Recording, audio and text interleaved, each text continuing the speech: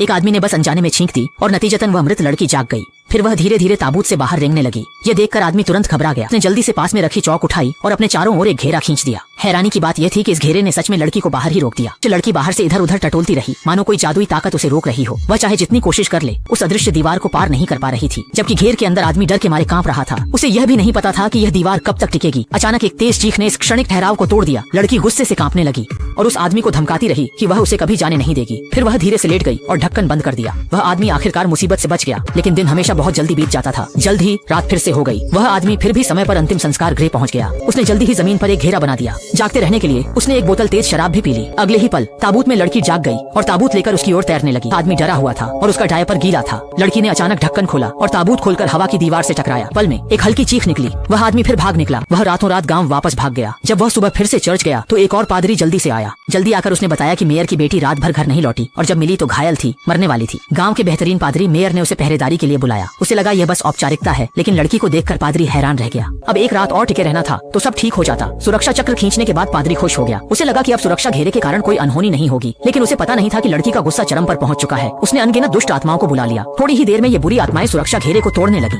जब तक हमला फिर से हुआ तब तक दुष्ट आत्माएं गायब हो गईं, जैसे ज्वार उतर जाता है। लेकिन इस बार पादरी किस्मत से बच नहीं पाया। बदला लेने के बाद वह लड़की एक चुड़ैल बन गई।